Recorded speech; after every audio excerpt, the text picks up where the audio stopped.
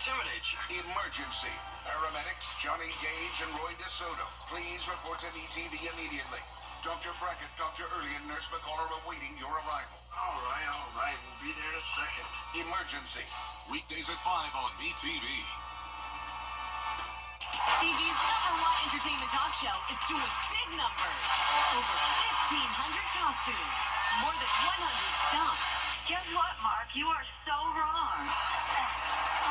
300 plus stars a year. Thank you so much for the warm welcome. And 15 Emmys. It's actually 16, humbly. Respectfully. They're on live to make your morning shine. Weekday mornings at 9 on News Channel 6. The Coffee Club on News Channel 6. Sponsored by Honda Cars of Aiken. The entire nation will be dealing with cold temperatures once again tomorrow morning. We'll be sitting right around 20 degrees, but we do have warmer temperatures on the horizon. I'll have all the details coming up. Right now on News Channel 6 at 6, a committee set to take a close look at the document that governs Augusta. How voters will play a role as Your News at 6 starts now. Live from Television Park, this is WJBF News Channel 6 at 6. Good Thursday evening, everybody. I'm Brad Means. We do thank you for joining us. Jenny is off tonight. Coverage you can count on begins with Augusta commissioners deciding who should get the final say when it comes to changing the city charter. They're now going on the record to say voters' voices will be heard. George Escala has more. For Augusta commissioners, it was an oversight that needed correcting who gets the final say on making changes to the city charter. I believe any changes that's made to our city charter should go to the voters in the form of a referendum for them to vote on. And so that item's just on the agenda for the commission to approve. 2 weeks ago, commissioners approved hiring the UGA School of Government and forming a citizens committee to review the charter. But in the resolution, commissioners left final approval of any changes in the hands of the legislature, not the voters. We have an opportunity now to get it right. And like I said, I'm going to do everything that I can to make sure that we do a referendum, that no changes be made without the people voting on it. During Tuesday's State of the City address, Mayor Garnett Johnson signaled his support for putting any changes on the ballot. Commissioners at this meeting voting unanimously to approve that in writing. I think he made it abundantly clear from his standpoint and from all of our standpoint that none of us have the intention of ensuring that anyone's voice is minimized or removed from this process. For Commissioner Jordan Johnson, that was a no-brainer. Whatever changes are presented should be on the ballot for the voters to decide the final fate of the city government. City leaders now want to get started naming members of the review committee that will get to work on recommending what changes need to be made. In Augusta, George Escala, WJBF, News Channel 6. It is time now for a first check of our weather. The frigidity continues. Chief Meteorologist Jenna Petracci looking for some warm weather to show up one of these days. Yeah, I like that vocab word, Brad. It's definitely frigid out there, and it's going to stay very cold over the next couple of days, but not quite this cold. This morning we got down to 13 degrees in Lincolnton and the Higgins community, which is in Saluda County. A lot of places in the CSRA were between 15 to 18 degrees. Aiken, you were down to 14. Same thing in Wagner. Thompson at 15 in Graniteville, 16 in Bamberg, and Jackson and Augusta Bushfield did get down to 16, tying our record set back in 1960. Now, our record high was 78. That would feel nice and warm, but we aren't quite there yet. We are warming up into the 40s at least, though. 41 was our high today, so at least we're out of the 30s. Our Terry Lambert Hyundai Skyview cam is showing a stunning sunset here at the airport. We still have these clouds on display with some lovely colors out there. And as you look down on the roads, no snow here on the roadways, but still in the grassy areas we're seeing a little bit of snow and some moisture still left over on some of the roadways that could refreeze again tonight, especially on those secondary and less traveled roads. That's the highest potential for icy spots anywhere from Jefferson County down to Washington, Emmanuel, Screven and Allendale included under that as well. As for our temperatures, we're now in the upper 30s for the most part. 37 in Allendale, 39 in Evans. Swainsboro, you're at 38 degrees, 36 in Aiken, 38 in Gibson, and 39 in Waynesboro. The temperatures are around 5 degrees warmer across much of the CSRA than they were yesterday, and the dew points are just as low as yesterday. So we still have a lot of dry air in place with the winds up to around 10 miles per hour coming in from the west. And as we look at the cold weather advisory for tomorrow, notice it's just for a few counties here for temperatures down to 10 to 20 degrees, but the entire CSRA, or 15 to 20 degrees, but the entire CSRA will see temperatures around 20, just different criteria for our far southern lying counties. Our satellite radar showing cloud cover across the area with a weak cold front to our north and west. That won't really be bringing us that many changes, just back to sunshine tomorrow. But in the meantime, still mostly cloudy tonight and temperatures falling to 28 by 10 p.m. Coming up, I'll have a look at your full Viper 6 forecast, so stay with us, but back to you, Brad. All right, Jenna, thanks. Officers making an arrest in a Richmond County murder case. 20-year-old Deontay Donovan arrested during a traffic stop on Gordon Highway, now charged in the murder of 16-year-old Sadiq Brown. That happened at the A-Town Wings on Peach Orchard Road, July 5th.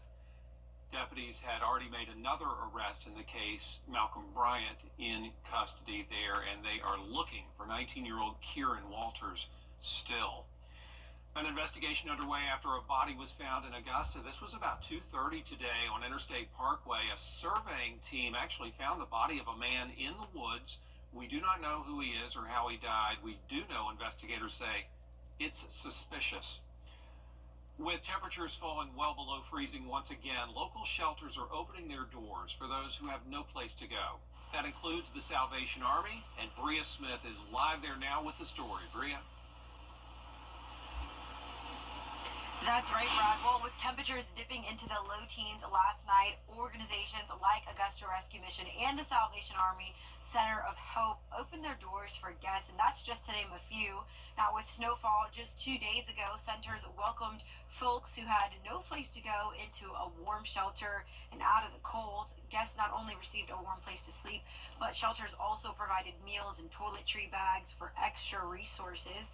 They say no one should have to brave the cold all night and all day. It's a great thing to be able to be a lifeline for those who are experiencing homelessness, to know that it's a place that is, you can come, that's safe, that will make sure that, you are taken care of in that way, and we didn't turn anyone away during that time. And so we want to do the best we can to serve those who are in need.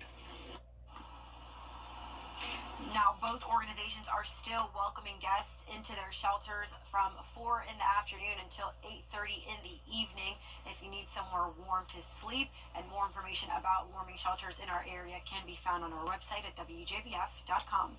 Live in Augusta, Bria Smith, WJBF News Channel 6.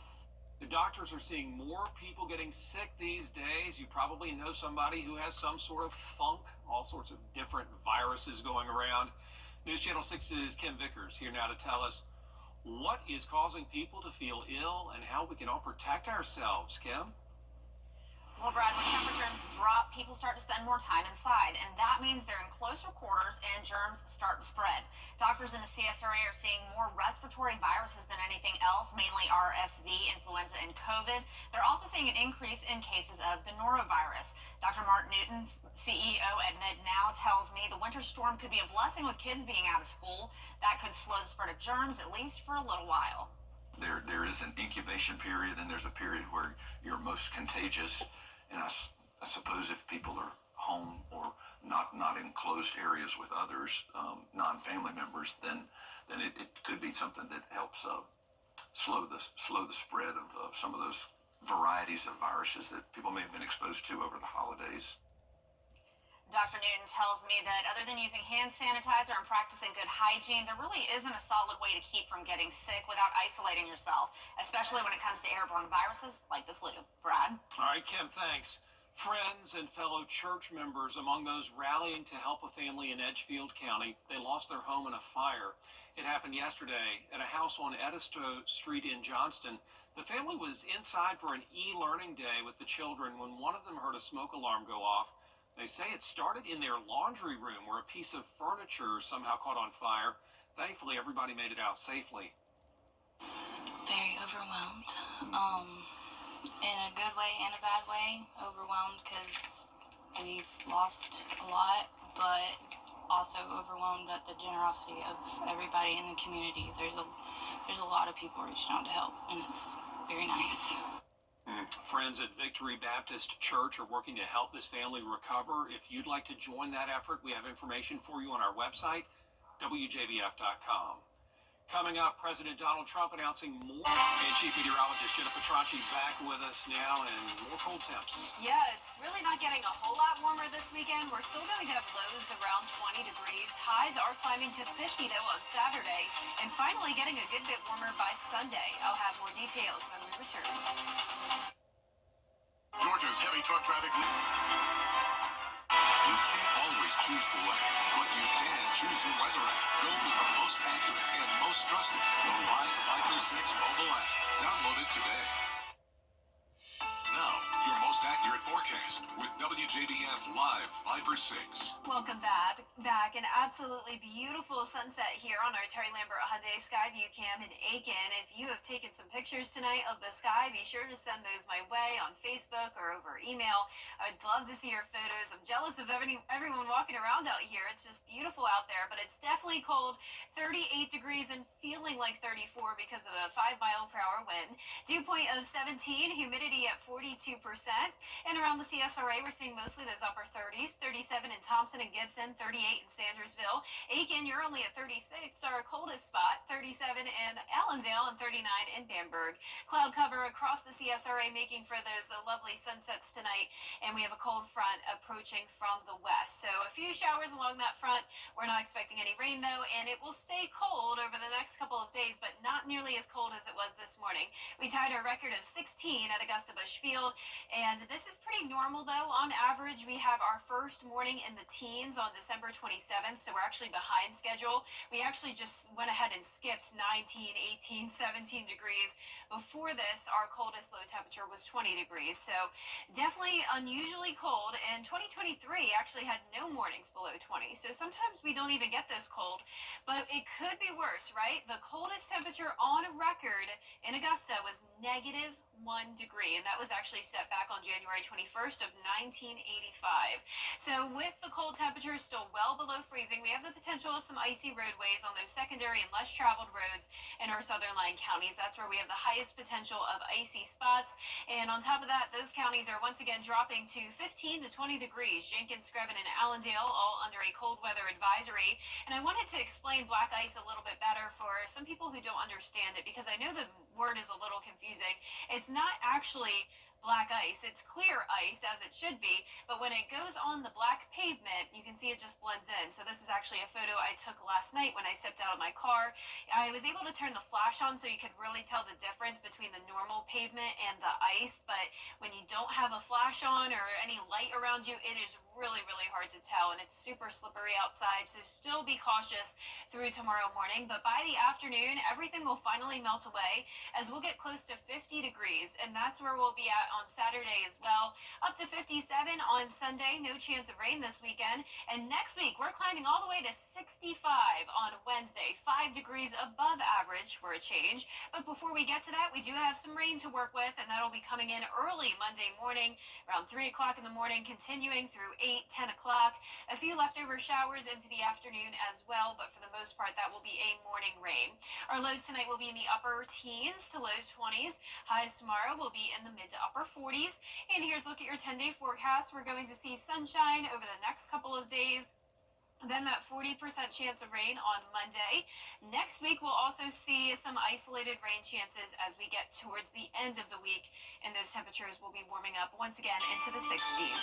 Now, congratulations to today's umbrella winner. That is Margarita Shaw from Augusta. Margarita, you can pick up your umbrella here at the station and sign up to win yours on WJBF.com. Thanks a lot, Jenna. Still ahead, Augusta men's basketball player Dimitri Gardner, the top scorer for the Jags. Check his progress in sports. Just like you, I drive these roads. For the professional, your GMC. The Series drivers are here to shake up NASCAR.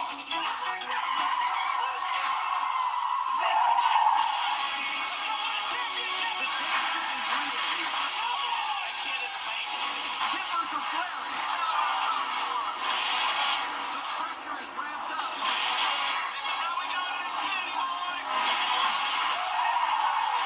New season begins February 15th on CW6. The CSRA is full of amazing women. Women who inspire. Women who innovate. Women who lead. That's why News Channel 6 brings you Women to Watch. On the last Wednesday of each month, News Channel 6 recognizes local businesswomen who are making a positive impact in our community. Nominate someone today at WJBF.com. Sponsored by Goodwill. Every day, ordinary people in the CSRA do extraordinary things to serve our community. Each month, News Channel 6 recognizes these outstanding volunteers with the Giving Your Best Award. Do you know an everyday hero who goes the extra mile to help others? Nominate them for the Giving Your Best Award by visiting WJBF.com and filling out the entry form. Sponsored by Science Co., Piedmont Augusta, Security Federal Bank, and News Channel 6. The CSRA's favorite news app is now even better with easier access to local news, weather, and streaming video. Download the News Channel 6 mobile app. Now, WJBF sports coverage you can count on. Augusta men's basketball guard Dimitri Gardner is surely making a name for himself. He's not only the Jags' leading scorer, but also ranks top 15 in the entire country, averaging 23.1 points per game. The junior scoring average increased from last season's 17.5 points per game. The Virginia native, in just 2 seasons with the Jags, is closing in on 1,000 career points. And after an 0-4 start to the season, Gardner has helped the Jags to an 11-5 year so far, now in a 3-way tie for first with 5 wins in the Peach Belt Conference. Now, the key to his progress this year has been his summer workouts while also focusing on winning a championship. Honestly, knowing how good I could be with the basketball. So all my life, people have been telling me that I'm better than I know. And then it finally one day just clicked to me, and they said, like they say here, I just wanted to wake up one day and be a basketball player. I was a redshirt that year. They made it to the national championship my first year, so I kind of know what it takes to get there and stuff like that, how they got to play and the competitiveness you have to have. And in women's hoops, the highly anticipated top 5 matchup between South Carolina and LSU kicks off Friday at 5 p.m. The Gamecocks are 17-5 against the LSU Tigers in the Dawn Staley era, winning the last 16 contests. However, last season's games were tight battles. Both of those games decided in the 4th quarter. The South Carolina defense will prove to be a key factor as the unit has allowed 55.1 points per game thus far, and the team also leads the SEC with 6.33 blocks per game. Now, on the other side of the ball, USC is 6th in the nation, averaging 42 points in the paint per game. But one of these teams will be handed their first loss in conference play. Our willingness to get stops, our willingness is to disrupt, our willingness to not give teams what they want to do best. LSU wants to play in transition. LSU wants to execute a ball screen offense and they want to execute winning the battle of the boards. Tip-off set for 5 p.m. on ESPN. And in high school basketball, the North Augusta Yellow Jackets, they're off to a hot 15-0 start. They'll square off against their in-state rival Midland Valley. The Mustangs, on the other hand, they're riding some momentum themselves with a 7-game winning streak. Most recently, key wins against Aiken and South Aiken. That tip-off is set for Saturday at 6:30 p.m. Gonna be a good one, Gianna. Thank you. Yep. We'll be right back. At Terry Lambert Hyundai. Back to sunshine tomorrow. It's staying chilly, low of 21, high of 48. Upper 50s by Sunday, and then a rain chance Monday morning, and a few more showers possible next week as we warm up into the 60s. There's a personal finance outlet called Finance Buzz, and they're looking to hire a sideline sampler. This is somebody who would have to go to Costco, get paid to try out snacks, and then report which ones are worth getting for your parties. And for that effort, the sampler would get a gift card, They get to try out frozen or prepared party food and then write brief descriptions about taste and how hard or easy it is to prepare. And then when it's all said and done, Finance Buzz will pay the sideline sampler $1,000. Wow, what a tough effort. What a gig. I would sign up for that, definitely. Sure, why not? Just in time for the Super Bowl, pick up a G. Oh yeah, and it can't be like that crazy unique of foods if it's just party food. No, it's Costco hot dogs. What else do they have there? your Jordan, you're a basic items. Costco guy. What do they have? Yeah, Oh, double chunk chocolate yeah, cookie that kid chicken pushes bake. on the Twitter. Yeah. I love Costco. AJ, yeah. Thank you, Jordan. Well, that is our report for now. Thank you for watching. We're back at 7 after World News Tonight, and then we'll see you for News Channel 6 at 11. Have a great evening.